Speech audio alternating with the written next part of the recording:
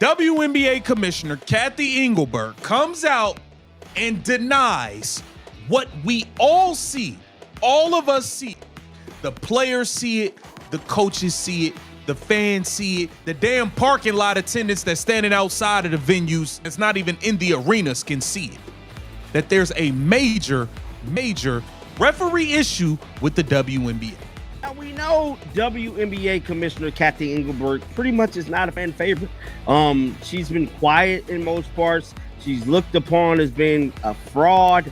And quite frankly, people was asking for her to step down, bro. Accordingly, effective immediately, Brittney Griner has been suspended from the WNBA, effective immediately, in a surprise announcement by NBA Commissioner Adam Silver.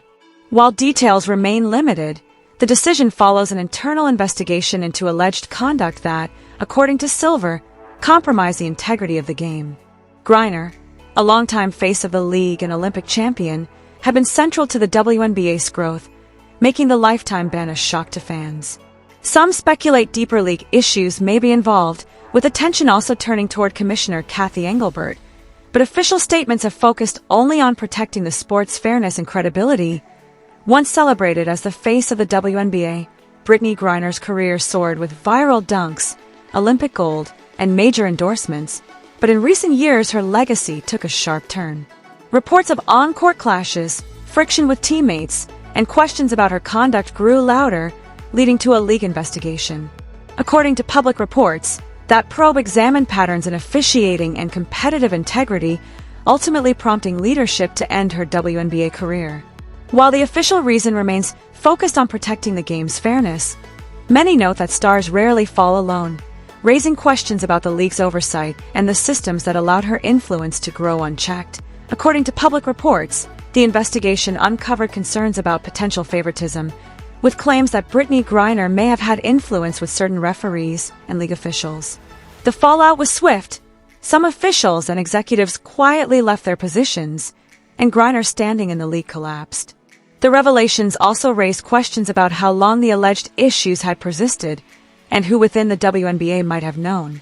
Sources suggest Commissioner Kathy Engelbert had been made aware of concerns, but did not act publicly until evidence surfaced. Once audio recordings were reportedly obtained, the matter could no longer be dismissed as rumor or speculation, prompting decisive action. There were reported audio recordings, one in a locker room, one after a game, allegedly captured Brittney Griner pressing referees for favorable calls. Sources say Adam Silver reviewed the evidence and moved quickly, citing threats to the game's integrity. The incident also raised concerns over league oversight, with questions pointing toward Commissioner Kathy Engelbert's role in preventing such conduct. Reports say Kathy Engelbert knew of concerns about Brittney Griner for nearly 2 years but didn't act, allegedly to protect the league's image and Griner's star power. That changed when the investigation ended and recordings surfaced, forcing the WNBA to take action. Kathy Engelbert faces growing backlash, with critics alleging she knew of concerns about Brittney Griner but failed to act. Adam Silver taking over discipline, usually her job, signals a rare loss of trust in her leadership. Sponsors are reportedly uneasy, with some delaying talks, while players and fans call for Kathy Engelbert's resignation. Hashtags trend, former athletes speak out, and even rising stars like Caitlin Clark and Sophie Cunningham are said to be frustrated.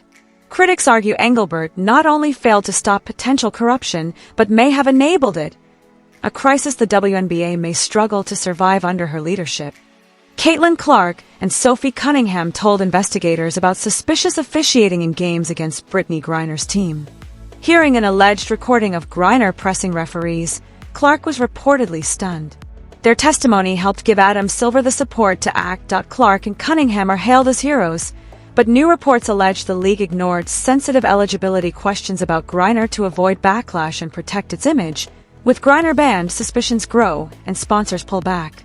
Critics say Engelbert put brand over truth, while Caitlin Clark drew crowds but got little protection from repeated hard fouls. Insiders say Engelbert resented how quickly Caitlin Clark became the face of the WNBA, overshadowing veterans and rewriting the league's narrative. Clark boosted attendance, viewership, and headlines, yet Engelbert offered little praise, crediting league apps instead. Many see Clark's rough treatment on the court and eventual injury As part of a calculated snub from the top, Clark is in the league presently. Angelbert's legacy, it's being rewritten by a 23-year-old she sought to marginalize. Let's not sugarcoat it. The WNBA wants a rivalry between Caitlin Clark and Angel Ree. It was excellent for marketing, good for storytelling, good for business. But they made a critical error, assuming the two were equals. They're not, and the stats show it. Take Chicago, for example. Reese's home city, her own domain. During All-Star Weekend, her campaign slogan was, "Come to your trap. Take over your trap." But it wasn't Ree who took over Chicago. It was Clark. Thousands raced at her like she was Michael Jordan. She signed autographs for hours, no extras, no planned events, just real fan excitement.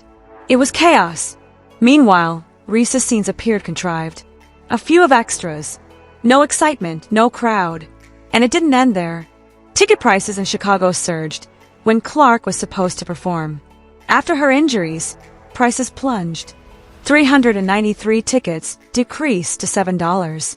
Clark's absence devastated the market. And still, Angelbert still touted Ree as her co-headliner, still gave her equal credit, and refused to accept who the true star was. Why? Because the league couldn't recognize that Clark was larger than the brand. Even when cities lighted up for her, even when supporters flew across states, it wasn't about competition anymore. It was about realism. Clark had come, and Engelbert couldn't tolerate it. And now the ultimate blow. When Ice Cube promised Caitlin Clark $5 million to play in the Big Three, folks believed it was a publicity ploy, but he wasn't kidding. Cube stated it clearly.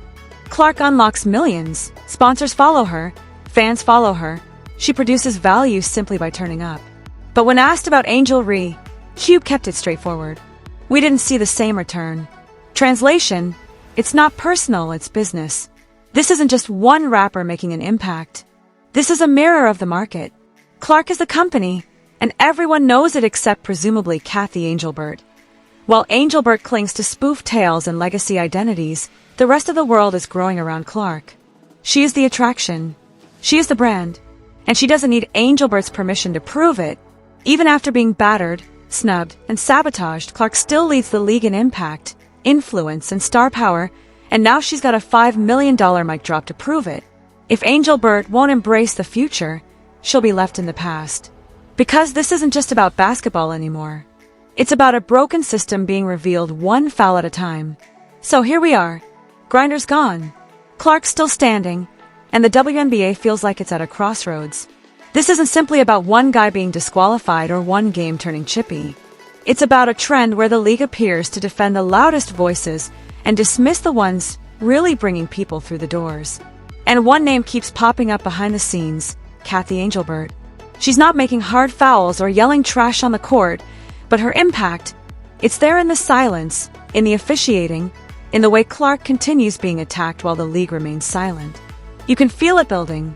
Clark gets hacked every night, pushed, insulted, baited, and still shows up, still produces, still lifts the whole league on her back. And what does she receive in return? Scarcely a whistle, scarcely any assistance.